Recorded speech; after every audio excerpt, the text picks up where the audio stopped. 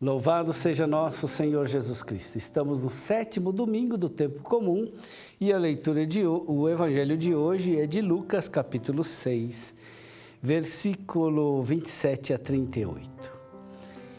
Naquele tempo disse Jesus a seus discípulos: A vós que me escutais, eu vos digo, amai os vossos inimigos e fazei o bem aos que vos odeiam. Bendizei os que vos amaldiçoam e rezai por aqueles que vos caluniam. Se alguém te der uma bofetada numa face, oferece também a outra. Se alguém te tomar o manto, deixa-o levar também a túnica. Dá quem te pedir, e se alguém tirar o que é teu, não peças que o devolva. O que vós desejais que os outros vos façam, fazei-o também vós a eles. Se amais somente aqueles que vos amam, que recompensa tereis? Até os pecadores amam aqueles que os amam. E se fazeis o bem somente aos que vos fazem o bem, que recompensa tereis? Até os pecadores fazem assim. E se emprestais somente àqueles de quem esperais receber, que recompensa tereis? Até os pecadores emprestam aos pecadores, para receber de volta a mesma quantia. Ao contrário, amai os vossos inimigos, fazei o bem e emprestai sem esperar coisa alguma em troca. Então a vossa recompensa será grande e sereis filhos do Altíssimo, porque Deus é bondoso também para com os ingratos e os maus. Sede misericordiosos, como também o vosso Pai é misericordioso. Não julgueis e não sereis julgados. Não condeneis e não sereis condenados. Perdoai e sereis perdoados. Dai e vos será dado. Uma boa medida, calcada, sacudida, transbordante, será colocada no vosso colo. Porque com a mesma medida com que medirdes os outros, vós também sereis medidos.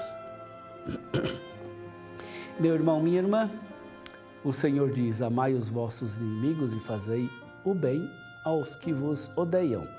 Bendizei os que vos amaldiçoam e rezai por aqueles que vos caluniam. Essa ordem de Jesus continua nos causando impacto e também escândalo. O que fazer? Vamos cancelá-la do Evangelho? Vamos apagá-la da nossa consciência? Vamos deixá-la para tempos melhores? Em um contexto de violência e de grande insegurança social, em meio ao terrorismo e à criminalidade crescente, no contexto da agressividade verbal, incontida e disseminada da internet, as palavras de Jesus parecem fadadas ao fracasso e à indiferença como algo ultrapassado ou então romântico. Diante do inimigo, não mudou muito a tendência normal das culturas do passado e do presente. Um pensador disse: considero como norma estabelecida que alguém deve procurar prejudicar seus inimigos e se pôr a serviço dos seus amigos. Em relação aos amigos e às pessoas benevolentes, não mudou também a tentação e o perigo do egoísmo disfarçado. Amar os outros apenas na medida em que representam um ganho e uma vantagem para a minha vida.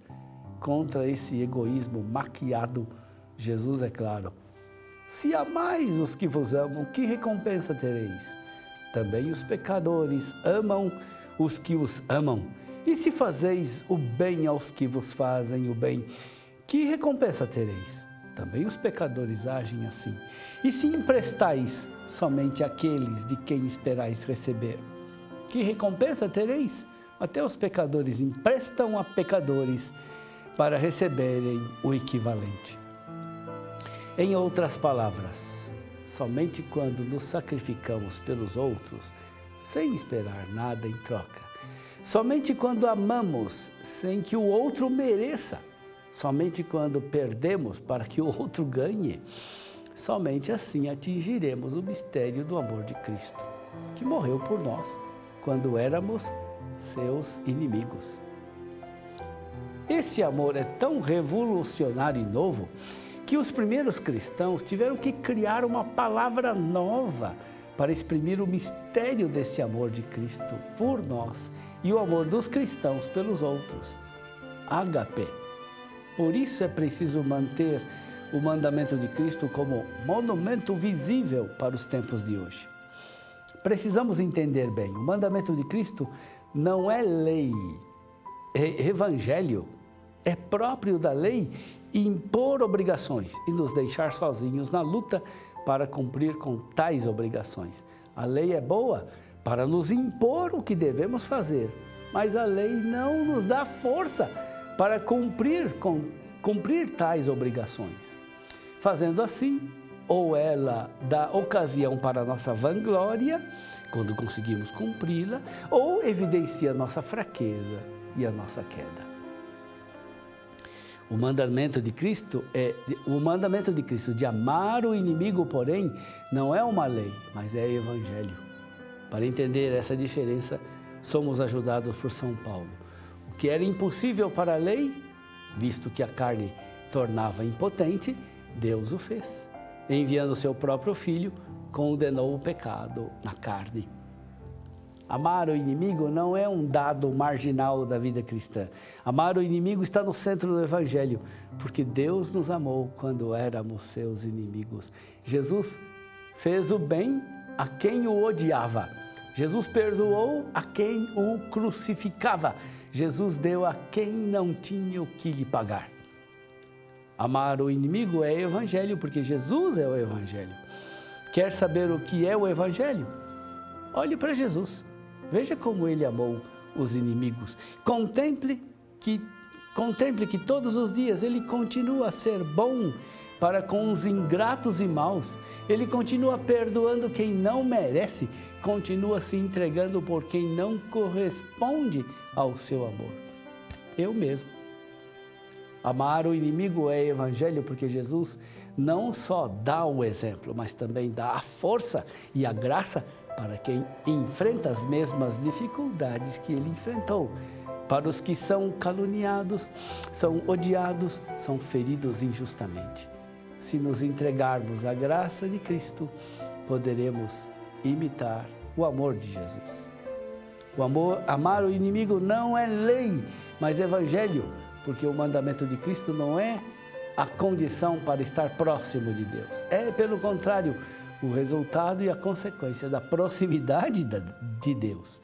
Amo não para estar próximo de Deus, amo porque fui transformado pela proximidade de Deus. No fim das contas, amar o inimigo equivale a imitar em nosso amor o amor de Deus por nós. Amai os vossos inimigos, fazei o bem e emprestai sem esperar nada em troca. Então sereis filhos do Altíssimo, porque Ele é generoso também para com os ingratos e maus. Algumas indicações práticas. Amar o inimigo não é primeiramente um sentimento de afeto e de carinho para com ele. Ante o inimigo, o cristão mantém uma atitude de respeito pela sua dignidade, por mais desfigurada que ela se apresente. Não pagar o mal com o mal. Se sou odiado, não retribuo com ódio. Se sou caluniado, não respondo com calúnia. Se sou prejudicado economicamente, não pago na mesma moeda. Se alguém me amaldiçoa, eu não o amaldiçoo. Transformar a ofensa em compaixão. Compaixão não é desprezo, é reconhecer que o mal causa mais dano ao autor do mal do que a vítima do mal. Se sou vítima do mal, reconheço que o meu inimigo é muito mais prejudicado do que eu. Agir procurando o bem concreto de quem me odeia, ou seja, vencer o mal com o bem. Fazer bem aos que vos odeiam, bendizei os que vos amaldiçoam, rezai por aqueles que vos caluniam. Há situações que esse amor aos inimigos parece impossível. Na realidade, o amor ao inimigo é impossível sempre, se não formos ajudados pela graça divina. De qualquer forma, é exatamente quando nos sentimos mais feridos pelo inimigo é que devemos nos lembrar de que nós vivemos do perdão de Deus. Ele nos salvou quando éramos seus inimigos. Somente quem reconhece com verdade quanta ferida já provocou ao coração de Jesus e mesmo assim continua sendo amado, pode, com a ajuda do mesmo Jesus ferido, amar aqueles que nos ferem gravemente.